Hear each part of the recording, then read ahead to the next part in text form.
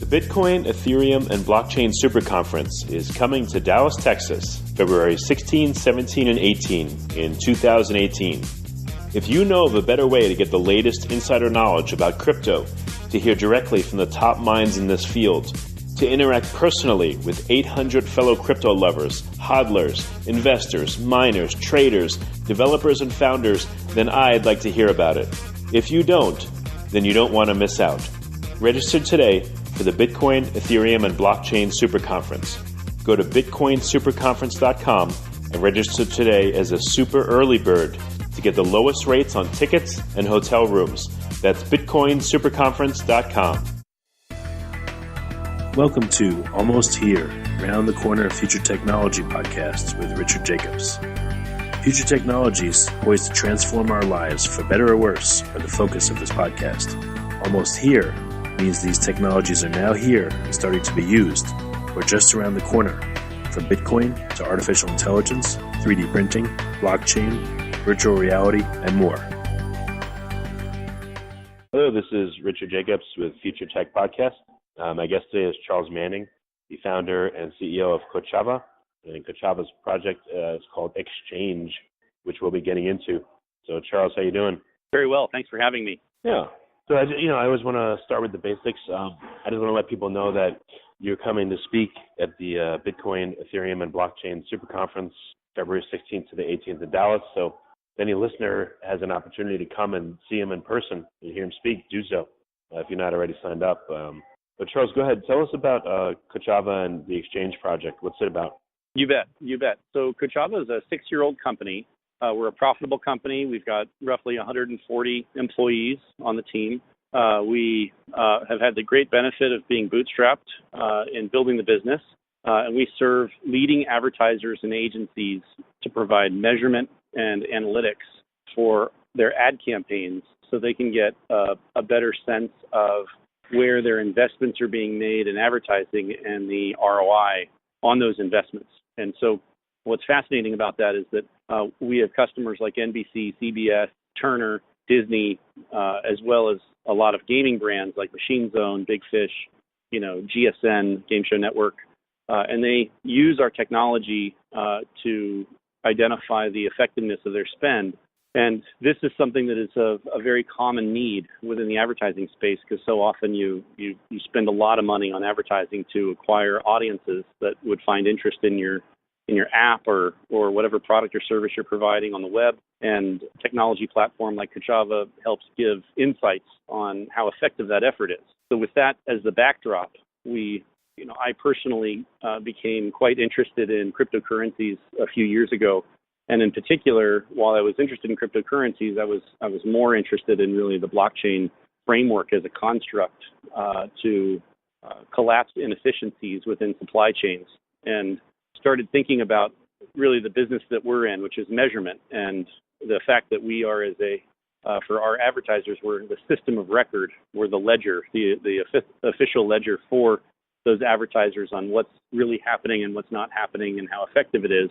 And okay. The parallels just started to really blossom, that there was an opportunity as the progression of the advertising industry occurs to really bring advertising onto the blockchain to provide all the great benefits that blockchain provides in the context of an immutable ledger, transparency, a common set of pipes that everyone in the ecosystem is operating against.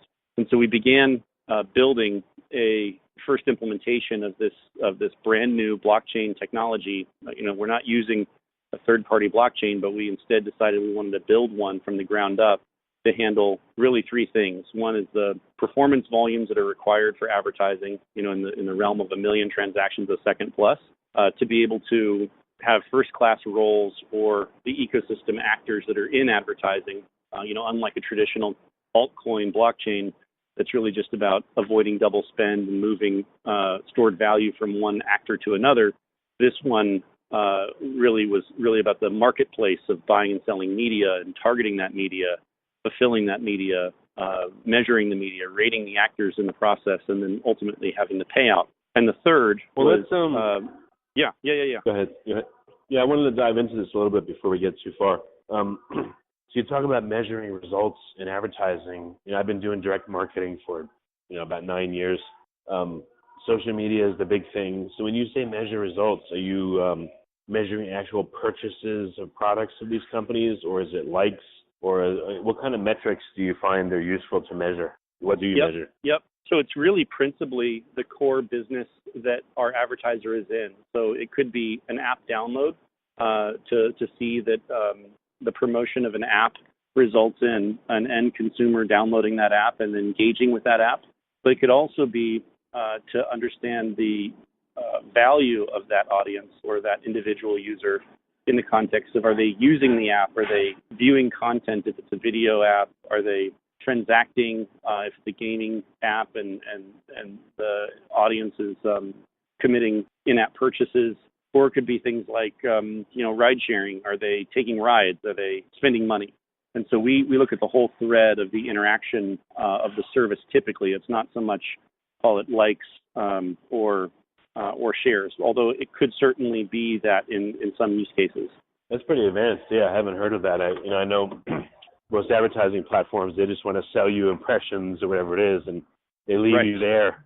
And then even when people measure, they certainly don't measure to that level, to the engagement level and the retention and all that. So that's really great.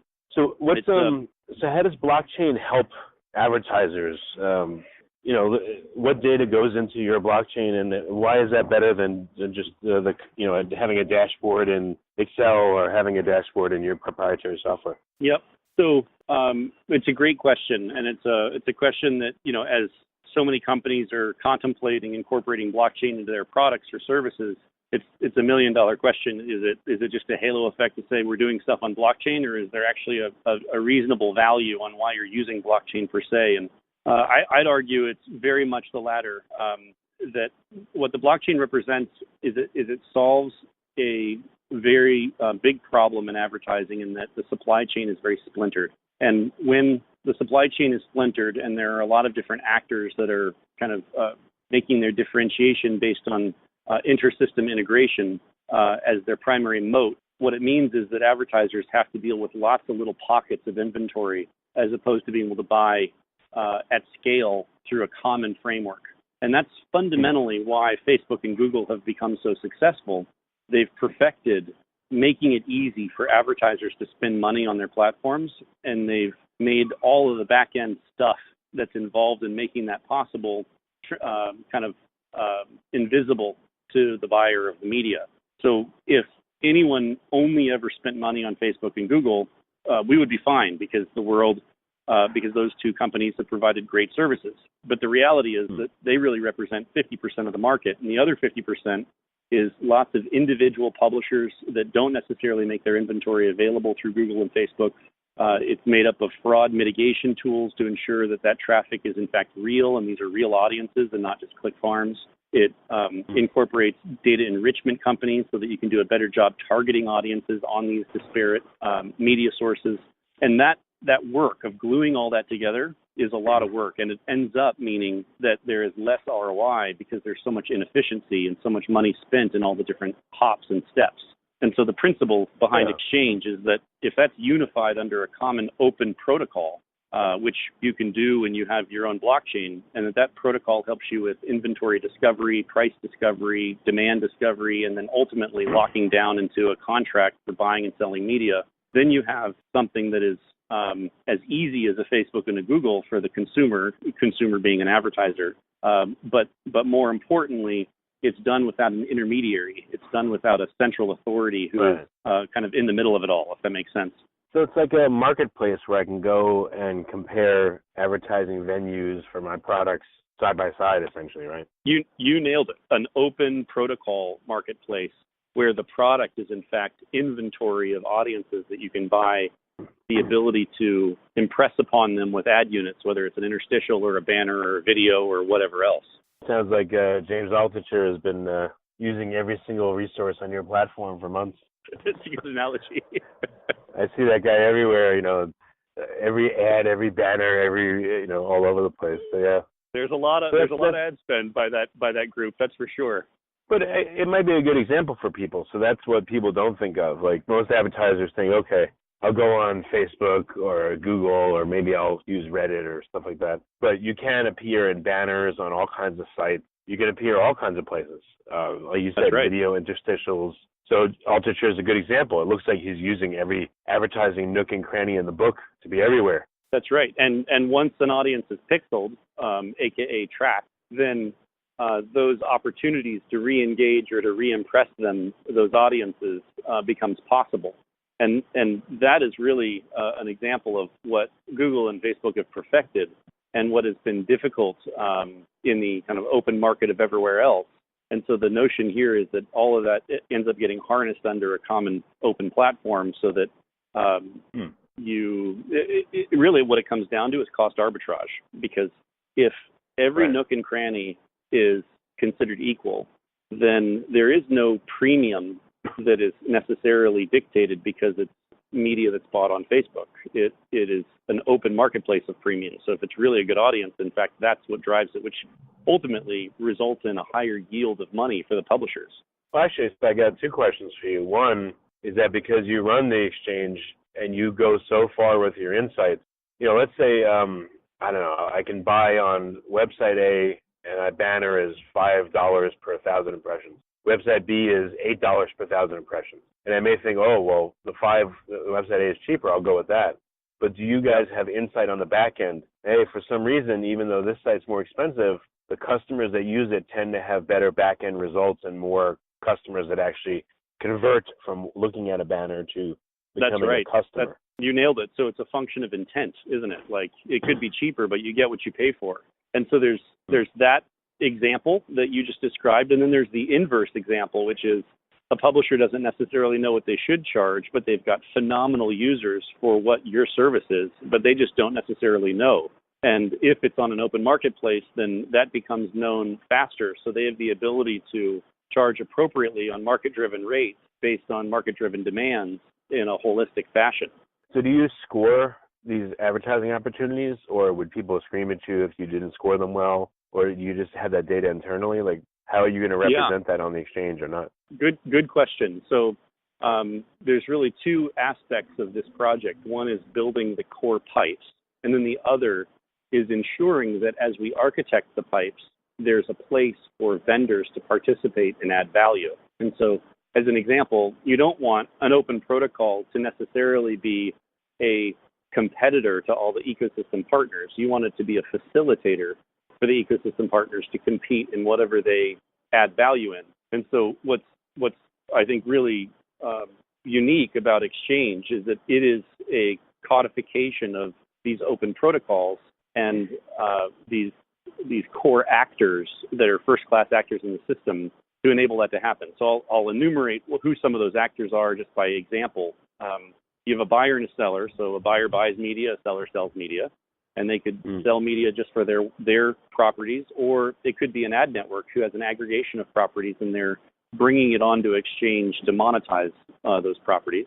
But then you have four additional actors that ride alongside these transactions to add value. One is a measurement company, what we call a measurement provider. And you could think of Kochava as a company as one of those measurement providers, because we would peer into the chain and then cross-compare that with off-chain signal, i.e. click transactions or conversion transactions, and we could clear that, yes, this media was delivered, and yes, it was effective at this level. And so that's kind of the role of a measurement provider, but that role is open. So there could be competing measurement providers competing to be the best measurement provider in the ecosystem. It's not a one and done where we've kind of baked in a monopoly for our company. We've wanted to make it truly open and market driven. The second, it'd be like Consumer Reports rating yourself the best Consumer Reports guy. You nailed it. You absolutely nailed it. So that's exactly right. So the second role outside of measurement is ratings, and we called it that for a very specific reason. It's like the Consumer Reports of all the actors in the system. So I envision this as if you're in the ad world, you're familiar with things like ComScore 100, which is a listing of index information about the top 100 engaged properties on the internet. And ComScore curates that list. Well, that would be an example where ComScore could be a ratings provider to provide insights on all the different actors on exchange and do a similar ComScore 100 on exchange as an example. Or it could be dimensions like a fraud index. So instead of it being a quote-unquote good index, it could be a bad index. So who are all the bad actors that blend bad traffic or bot traffic, whether they know it or not, who's doing that? And that really speaks to ensuring health of the system, because now you have an actor whose job it is and who gets paid to score everyone's behavior, and they're incentivized to keep the system clean. So the system doesn't have to be clean itself and automatically do that. It provides a role for that. And then the third one is a payment provider. And it's a little bit hard for folks initially to think about, well, why in the heck do you have a payment provider? Like, can't you just pay in fiat currency? Well, one of the great things about blockchain is the tokenization of supply chains, that you can have a token be excreted when delivery happens. But oftentimes, big brands like P&G or big agencies like WPP, they're probably not going to have a token wallet on day one and just start working cryptocurrencies on ad buys. They're going to want to pay like they normally pay, which is with their controller on net 30 terms and with cash. And so the purpose of a payment provider is that they translate that, they enable the float of the tokens to happen on the system, but then they also enable the ecosystem to work in a way that they are used to, which is cash. So you're going to have rating systems from Kochava, from other rating providers, probably from users or buyers of the media, and you're also going to have negative indicators too, all on the platform. That's exactly right. And then the final one, and I should have hit on this. So this is like one of the $1 million points about exchange. So often when you buy media, and it's to your earlier example before, like if I've got $5 CPM versus $8 CPM, cost per thousand. I know you know the difference, but just in terms of the audience, if they're not familiar with the advertising space, $8 for every 1,000 impressions. There's this really important need in advertising, which is data enrichment, so that they can target audiences and overlay it with information they may have from a third-party vendor, like a Axiom or a Datalogix or a BlueKai. And what that really does is it helps you qualify that when I'm paying the premium, that I have some insights that when I go target those audiences, that it's actually more useful. And so we have a first-class role within the system to have data enrichment oracles in the exchange system. So if you subscribe and pay one of these data enrichment oracles to overlay their insights on top of the inventory graph, then you can buy smarter. So again, the whole principle here is separating the open system versus the places that actors can play. This is probably a minor question. What if, I've paid to, get an audience, an email audience, or I don't know, I put out banners there, and I paid for people to opt into a list, and I have a big list. Does your platform allow me to offer that as media and resell that list to other people, or are you keeping it siloed? It's a great question. So we are looking at a variety of offer types, whether it's banners or interstitials or videos. And certainly email is probably one of the largest uncelebrated forms of advertising that, of course, happens all the time.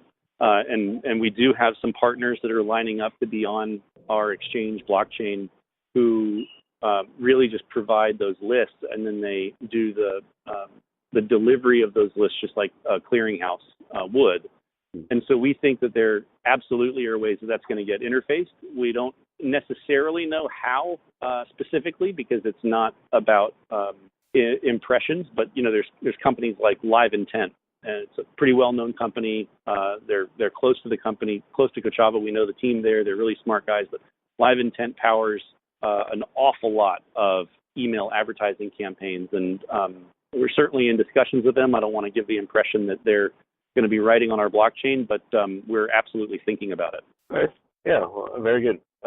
Is there a token that you guys have or will put out or are going to put out, and what will be the role of it if there is one? Yep. So we are going to have a token. We're going to do a token sale as a SAFT in the coming weeks and months. We've been a little bit slow on the process. I wouldn't say we're intentionally being slow. We're just being thoughtful. We have a really unique consensus model that is a kind of hybrid proof of stake BFT and sharded sidechain consensus election framework. That's a mouthful, but I don't know that there's a single buzzword I didn't say there, but we're doing that, and the implication of that is that there will be great incentive for people to have stake on the system, and so we want to give them the opportunity to do that by doing a token sale. However, the overall network won't be in production until next year, at the beginning of next year, and so we're really thoughtful because we're an existing company. We've got 140 people. There's a lot to risk if we play loose and create a utility token that is in fact being treated as a security, and we don't follow all the rules that are kind of unfolding as we speak. So we're doing a forward contract as a SAFT, which is a simple agreement for future token. It's only for accredited investors. They're going to be KYC, AML, whitelisted. And we're really trying to think about how we recruit and engage participants who have a business reason to have stake, and they're the ones that we're primarily wanting to get involved with this. But certainly there will also be others who know advertising, they understand the business, they know the problems that exist and how this can solve them, and they may want to have stake just for the sake of having stake, because we have a framework for delegated proof of stake, and so there will be value for people to have stake just in of itself for transaction fees. Well, so that means if I'm a buyer of media on your platform, that there probably would be a nice way to reward me with tokens that, or if I'm a seller of media too, I would experience the token in a similar way, just for a different reason, right? That's exactly right. So you're right. You asked that part of the question. I didn't answer that. The token is really the common mechanism for buying and selling media and services for media. And so the premise there is there's an awful lot of publishers who they make their inventory available, they sell media, they make money, and they put a lot of that money back into growth of their own website to drive traffic to their website, because then it becomes a virtuous cycle of growing their audience themselves, which then allows them to sell more media. And so because advertising is one of those unique industries where the service is digital, and once an impression is made, the service has been rendered, there is a friction-free feedback loop. And so the implications are pretty awesome and staggering, because the publisher who earns money with token can then reapply that token in a region that is not even their own region, and not have to worry about things like currency conversion, as an example. And they can be now buying that media or buying those services with that token. Are you gonna force people to use tokens as the coin of the realm, or can they use it as like airline points? For instance, I buy 50,000 of media a month, and I've accumulated 1,000 tokens. Can I use them as credits towards buying media, or do I have to use the tokens, or how's it going to work? Yeah, so the system requires token usage, but this is the beauty of having payment providers as actors on the system. So if you don't want to get paid in tokens, you want to get paid in cash, a payment provider can be there as kind of an escrow agent that then transacts the tokens, but then pays you out in cash, and they take a very small transaction fee in that process. So the thesis here is that there's going to be so much efficiency gain by having all of the actors integrated in a common blockchain that any incremental transaction fee to exit with fiat currency is nominal in comparison. So if you don't want to have a crypto wallet, you don't want to be relegated to using tokens, there's an ecosystem of first-class actors that can help facilitate that. Okay. Well, very good. Well, I mean, as you're talking, it's you've got a great company that's making money, and you just bought yourself a whole bunch of work, but it sounds like it'll be a really great system once I think that's right. Yeah. I mean, and you see this a lot, I'm certain, with the conference and all of the different players that you interface with. There are a lot of really innovative projects, and I feel like we're in kind of the second generation of projects where real companies that are making real money and have distribution already, that are already implanted into a customer base, they're now the ones doing some of these innovative projects. And so I'm thrilled because, oftentimes when people contemplate, should I buy this token? Should I participate in this network, in this blockchain? there's always a question of, will it get done? Or there's a question of, will there be value in this thing over time? And I think what's really compelling to me is, we're here to stay, and we're a profitable business, and we are going to be getting this done. And it really raises the bar in terms of quality of the project, as opposed to a kind of a crossed finger effect of, I hope this gets done. Yeah, I think that's really important. And, I hope the market doesn't penalize true ventures like this that actually make money. You don't have a burn rate. You're raising money to make your stuff better, but you're not depending on it to live and to afford, food. So it's much more likely that yours will succeed and provide good value to people. So I'm very glad to see it. Yeah. I mean, you bring up a really good point. Like, when you're dependent on a token sale, you can sometimes make decisions around the architecture of an ecosystem versus when the token sale is truly to build a healthy ecosystem. There's a different outcome that's kind of a longer view of the picture. Yeah. I think it's a very good point you make. Well, very good. So, last question: when, as a buyer of media or as a seller of media, will I be able to get onto your platform and start doing that?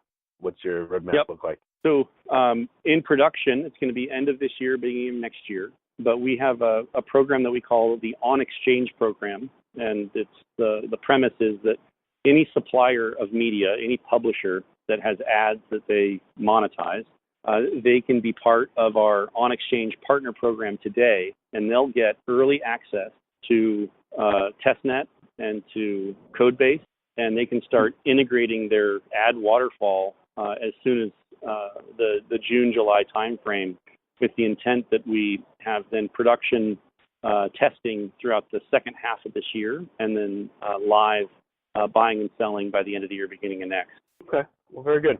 And what's the best way for potential buyers and sellers to get in contact with you for the testnet and for everything? Yeah, so the website is XCHNG.io, and we have a number of fantastic advisors on the team who are leaders in the advertising space, from leading media exchanges to large first-party premium publishers to large DSPs that are already involved.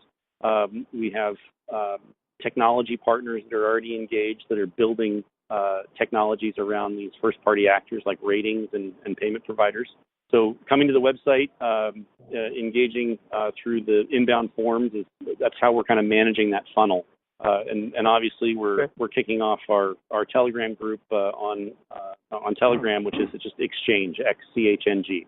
Well, very good, Charles. I really liked what this is shaping up into, and looking forward to seeing you at the conference. Thanks so much for coming. Awesome. Thank you, sir. Appreciate the time. The Bitcoin, Ethereum, and Blockchain Super Conference is coming to Dallas, Texas, February 16, 17, and 18 in 2018. If you know of a better way to get the latest insider knowledge about crypto, to hear directly from the top minds in this field, to interact personally with 800 fellow crypto lovers, hodlers, investors, miners, traders, developers, and founders, then I'd like to hear about it. If you don't, then you don't want to miss out. Register today for the Bitcoin, Ethereum, and Blockchain Super Conference. Go to bitcoinsuperconference.com and register today as a super early bird to get the lowest rates on tickets and hotel rooms. That's bitcoinsuperconference.com. You have been listening to Almost Here, Around the Corner Future Technology podcast with Richard Jacobs. Subscribe to this podcast, post a review to discover more future technologies that are poised to transform our lives for better or worse, such as Bitcoin, artificial intelligence, 3D printing, blockchain, virtual reality, and more.